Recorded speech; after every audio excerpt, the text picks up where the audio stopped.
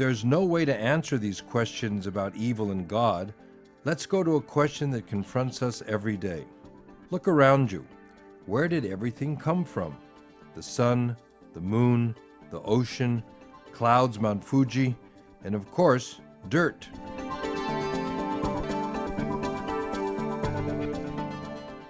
God. He was the creator of the world. God made them. God made them. There was some infinite supreme being before anything else existed, and that's God. A legend from the Pacific Northwest says that life started when a raven flew to Earth and found an enormous clamshell with 5 men in it. The raven coaxed the men from the shell with the promise of a prosperous life, and man was created. Darwin, of course, had a different view: evolution. But even evolution begs the question of how the universe was created. Let's assume that God did in fact create the universe. Now, if we accept that, the question is, how did he or she do it? Big Bang. I believe in the Big Bang. The Big Bang Theory speaks about beginning. And speaking about beginning is a great and most important step towards religions, towards is written in Genesis. There is a beginning. There's no question in many people's mind that the Big Bang started everything. But the question that I have, and I just don't know how to deal with it, is what came before the Big Bang? Maybe there was just nothing there. We really don't know what happened before that. I'm surprised we know as much as we do about that. It happened billions and billions of years ago, and these people are telling you they know what happened 10 to the negative 24th seconds after that event. That's just amazing.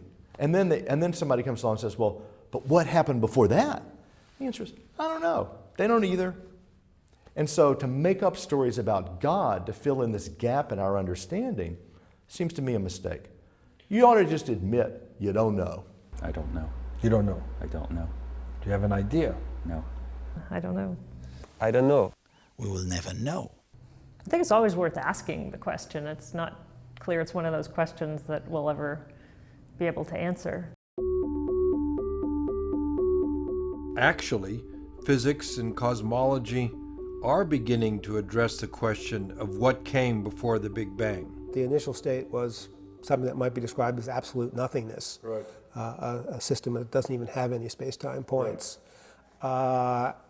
And if one tries to ask how long did that exist, most likely the answer is that the question doesn't really make sense. That when one doesn't have a universe, one doesn't have time either. Even with these answers from physics and cosmology, our brains keep asking, well, what came before those events? And one of the major arguments for the existence of God is that he or she is a prime mover that started everything. Even in the biggest nothingness, you still have something. And from that little something, from that little seed, the Big Bang came. And that little seed might have been the God, you know. Now that we've established that God may have started everything, we can of course ask, well, what came before God? But maybe we can't ask that question. Maybe we're constructed in a way that we just fall into a trap. Everything which we will say, it is a production of our brain. So even if we will speak about something which is above brain, this very term will be a production of our brain.